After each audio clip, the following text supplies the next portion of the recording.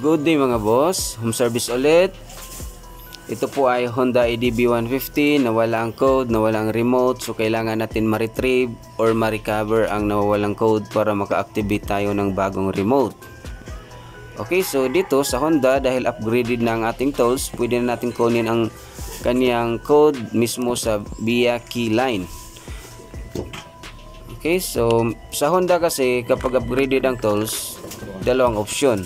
Pwedeng kunin ang code sa keyline or pwedeng mag-pin out mismo sa kanyang receiver. Pero dito para mas madali, pwede natin kunin ang code via keyline. So tingnan nyo, pumunta tayo sa Smart Key, Honda at Red Imo ID.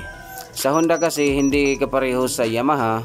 Sa Honda, yung Imo ID at saka Key 1 is kapareho lang. Kung makuha nyo ang Imo ID, so pwede tayong maka-activate ng bagong remote.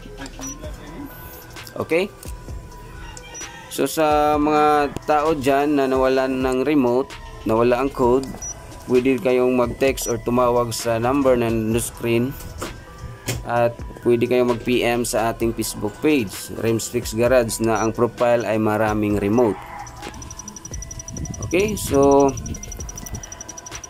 kung malayo kayo, hindi kayo taga Cebu, pwede kayong mag-text or tumawag para mag-guide ko kayo kung saan nyo pwedeng ipadala ang inyong mga receiver, ma-GNT man or ma-LBC.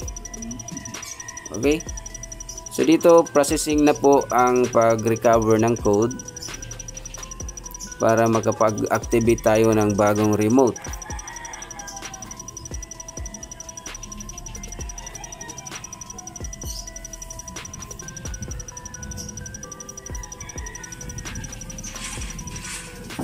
Alright, ito na po yung code at mag-activate na tayo ng bagong remote. Ayan, ito po ang bagong remote natin, Rims Fix Garage po.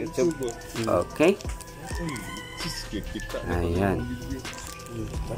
Try natin. Na-register na. Oh. Alright, so activated na ang bagong remote. Okay, so less gastos compared sa Honda Service Center.